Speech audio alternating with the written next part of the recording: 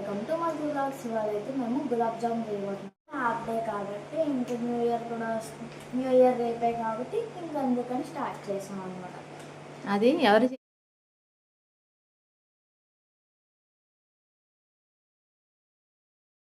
ప్రాసెస్లోకి వెళ్ళిపోదాము.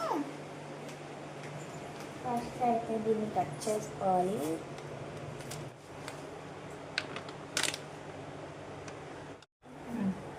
Hot water పోసుకున్నాం అనుకోండి, ఎటు క్రాక్స్ లేకుండా వస్తుంది అనమాట.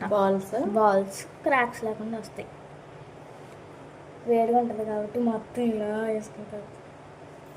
కొన్ని వాటర్ వేసుకుంటా కలుపుకోవాలి. ఒకేసారి వాటర్ ఎక్కువ అయితే వేసుకోకూడదు, కాలుతాయి అన్నమాట వాటర్ అయితే. అందుకని ఇలా చేస్తాం. ఇప్పుడైతే పిండిని ఇలా కలుపుకోవాలన్నమాట. దీన్ని కొంచెం పావు గంట మూత పెట్టేసి పక్కన ఉంచుదాం. ఇంతలో పంచదార పాకం చేద్దాం. ఫస్ట్ అయితే పంచదార వేసేసుకున్నాము. వేసి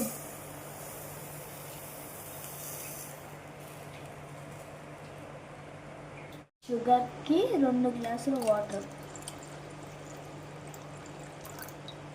2 కార్డమం యాలక్కాయలు వేసుకోవాలి.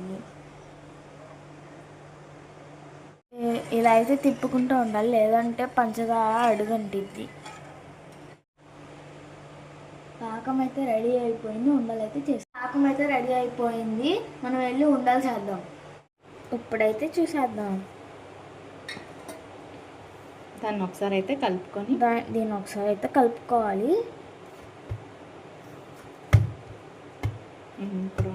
ఇప్పుడైతే ఉండలు చేసేద్దాం.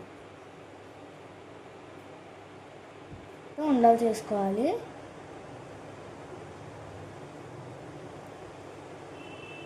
ఈ విధంగా అయితే కలుపుకోవాలి. క్రాక్స్ ఏం రాకూడదు.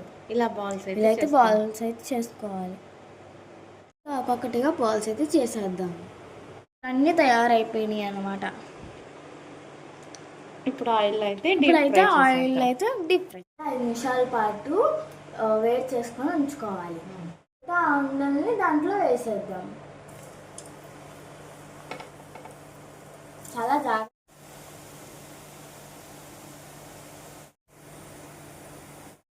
ఇలా అయితే తిప్పుకోవాలన్నమాట.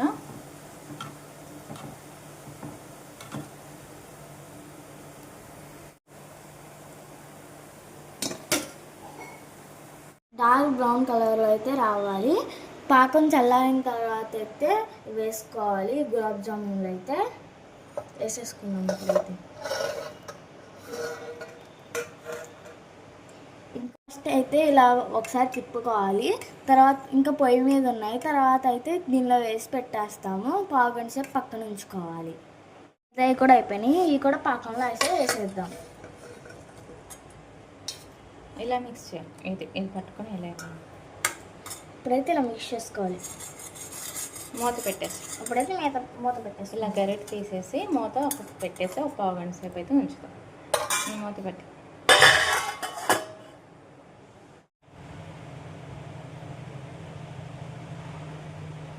గులాబ్ జామ్ అయితే ఎంత మంచిగా రెడీ అయిందో.